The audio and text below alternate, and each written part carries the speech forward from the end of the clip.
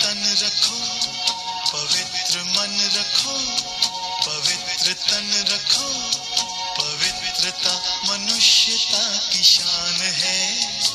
जो मन वचन कर्म से पवित्र है, वो चरित्रवान ही यहाँ महान है। पवित्र मन रखो, पवित्र तन रखो, पवित्रता मनुष्यता की शान है।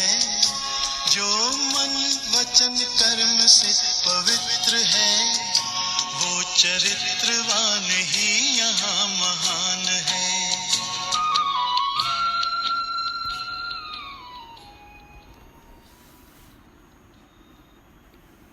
ओम शांति। ये उस समय की बात है। एक समय वाराणसी में राजा ब्रह्मदत्त के शासन में बोधिसत्व एक ब्राह्मण कुल में पैदा हुए। तक्षशिला में ज्ञान प्राप्त करने के बाद वे साधना के लिए वन में चले गए। वहाँ एक कमल सरोवर के किनारे उन्होंने छोटी सी कुटिया बना ली। वहाँ वे घंटों साधना में लीन रहते। एक दिन सरोवर में उतरकर सूर्य को अर्घ्य देने के पश्चात उनकी दृष्टि खिले हुए कमल के फूलों पर पड़ी। वे उन्हें बिना तोड़े सूंघने लगे। उन्हें ऐसा करते देख अचानक वहाँ आई एक देव कन्या ने कहा, यह जो आप बिना किसी की आज्ञा दिए कमल फूल सूंघ रहे, यह गंध की चोरी है।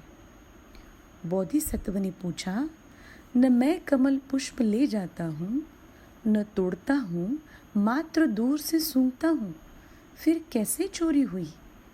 उसी समय थोड़ी दूर पर एक आदमी कमल तोड़ रहा था।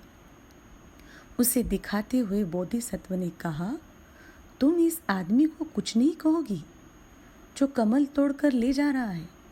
देव कन्या बोली, जो लोभ में पड़ा हुआ है और जिसका मन मलिन हो, उसे कुछ कहना व्यर्थ है, किंतु जो श्रमण है, जो नित्य पवित्रता के लिए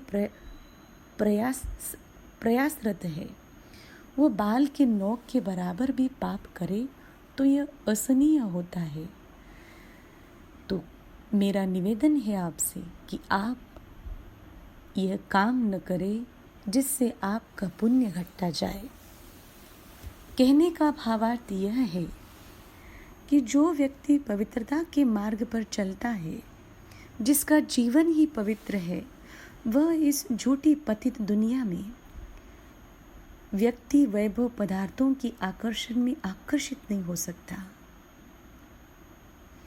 हम सोच सकते कि यह पवित्रता क्या है जिस कारण हमारा भारत देश अनेक देवताओं का पूजन गायन करता आया है।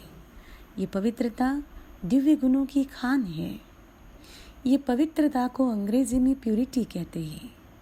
प्यूरिटी में P for peaceful life, prosperity, U for unity, R for realisation, I for इनकार्गोनेटो, T for transparence, U for youthful. ये सभी गुण सभी देवताओं में पाए जाते हैं। इस कारण उन्हें हम पूछते हैं। श्रेष्ठ आत्माओं की श्रेष्ठता प्यूरिटी है। प्यूरिटी हमारे भारत देश की महानता है। प्यूरिटी ही विश्व परिवर्तन का आधार है। आज हमारे भारत का क्या, पूरे विश्व में प्यूरिटी के कारण जड़ चित्रों देवताओं को चैतन्य से भी श्रेष्ठ समझते हैं। आजकल के नामी ग्रामी आत्माएं भी प्यूरिटी के आगे सिर झुकाती रहती है। परमात्मा ने हमें यह ज्ञान दिया है कि मुझ आत्मा का अनादि स्वरूप पवित्रता है। क्योंकि आत्मा कैसी है? अजर अमर अविनाशी है। न वो जलती है न वो घटती है। तो वो आत्मा का अनादि स्वरूप क्या है? पवित्रता। और आदि स्वरूप देवता स्वरूप भी पवित्रता। और अब अंत में परमपिता परमात्मा ब्रह्मा मुख के द्वारा हमको ज्ञान प्राप्त करा करके हमारा पवित्र ब्राह्मण जीवन बना रहे हैं। जिन्होंने भी परमात्मा की श्रेष्ठ मत को धारण कर जीवन को पवित्र बनाया है, हम देखते हैं ऐसे पवित्र आज्ञाकारी आत्माओं का गायन पूजन समस्त संसार कर रहा है।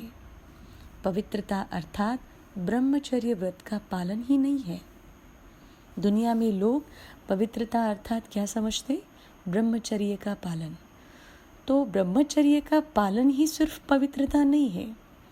तो पवित्रता किन किन बातों की होनी चाहिए? पहली पवित्रता हमारे मनसा में, संकल्प में भी अपवित्रता के संस्कार इमर्ज न हो। हमारी मनसा में माना संकल्प में भी अपवित्रता के अशुद्ध व्यर्थ संकल्प संस्कार इमर्ज न हो। मनसा में सदा श्रेष्ठ स्मृति, आत्मिक स्वरूप अर्थात एक दूसरों के साथ भाईचारा की दृष्टि वृत्ति हो। दूसरी पवित्रता है वाचा। वाचा में सदा सत्यता और मधुरता है ना। जो पवित्र होता है वो सदैव सत्य होता है और सदैव एक दूसरों के साथ मधुर व्यवहार करता है। तीसरी पवित्रता है कर्मणा में सदा नम्रता और संतुष्टता है। पवित्र आत्मा स्वरक्षक बन विश्व रक्षा करते प्रकृति की भी रक्षक बनती है। पवित्रता ही श्रेष्ठ धर्म अर्थात धारणा है। कहा जाता है पवित्रता ही जीवदान है। भक्ति में भक्त पवित्रता के बिना कोई भी जड़ चित्रों को हाथ नहीं लगाते। आज हमारे संसार में समस्त भक्तगण समस्त देवी देवताओं की मूर्तियों को गायन पूजन करते हैं केवल मात्र उनकी पवित्रता के कारण, परंतु हाथ लगाकर अल्पकाल के लिए संतुष्ट हो जाते। भक्ति का अर्थ ही है अल्पकाल, ज्ञान का अर्थ है सदाकाल। जैसे भक्त अल्पकाल के लिए नियम पालन करते हैं, जैसे नवरात्रि मनाते हैं, जन्माष्टमी अथवा दीपमाला या कोई विशेष उत्सव मनाते हैं, तो पवित्रता का नियम उस समय तक अल्पकाल के लिए जरूर पालन करते हैं। जब भी नवरात्रि होती है या जन्माष्टमी होती है, दीपमाला होता है, गणेश उत्सव होता है, तो ऐसे उत्सवों के टाइम पर मनुष्य उस समय तक के लिए पवित्रता का पालन जरूर करते हैं।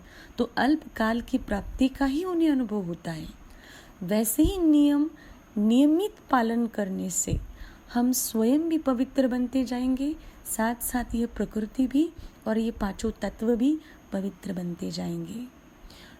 इस पवित्रता को अपने जीवन में धारण करने के लिए अनेक महात्माओं ने समाज की गालियाँ भी खाई है। जैसे हम देखते संत ज्ञानेश्वर भी है ना, अनेक संत है, विवेकानंद जी भी है, तो अनेक संतों ने गालियाँ भी खाई है। लेकिन हमारे इस ब्रह्मा कुमारीज के परिवार में हमने देखा है, हमारे ब्रह्मा बाबा यानी दादा लेखराज जी ने भी उम्र की 60 वर्ष में पवित्र जीवन व्यतीत करते समय समाज की गालियाँ खाई, लेकिन आज वही समाज उनका गायन कर रहा है। पवित्रता में मुख्य अपने मनसा वाचा के साथ साथ दृष्टि वृत्ति को भी पवित्र बनाना होता है ना। हम सिर्फ शरीर की पवित्रता देखते हैं, लेकिन परमात्मा हमें बहुत गहन यहाँ पर पवित्रता की परिभाषा समझा रहे हैं कि पवित्रता सिर्फ ब्रह्मचर्य व्रत का पालन नहीं, तो पवित्रता हमारी मनसा वाचा कर्मणा के साथ साथ क्या होनी चाहिए? हमारी दृष्टि, हमारी वृत्ति भी पवित्र होनी चाहिए। अपने संकल्प को शुद्ध ज्ञान स्वरूप, शक्ति स्वरूप बनाना है। पवित्रता की पालना जिसके अंदर होती है उसकी पहचान कैसे हो जाए? तो पवित्रता की पालना जिसके अंदर है उसकी रॉयलिटी से और उसकी पर्सनालिटी से मालूम हो जाता है कि ये व्यक्ति पवित्रता का धारण किया हुआ व्यक्ति है। तो हम सभी को भी गृहस्थ व्यवहार में रहते, अपना जीवन व्यतीत करते, परमात्मा की याद और ज्ञान की धारणा से अपने जीवन को भी पवित्र बनाना है। पवित्रता गुणों का श्रृंगार करना है। तो आओ चलो हम सभी परमात्मा के इस ज्ञान और योग की धारणा को और इस पथ को अपने जीवन में अपनाकर पवित्र जीवन बना करके अपने जीवन को प्राप्ति से भरपूर करें। ओम शांति।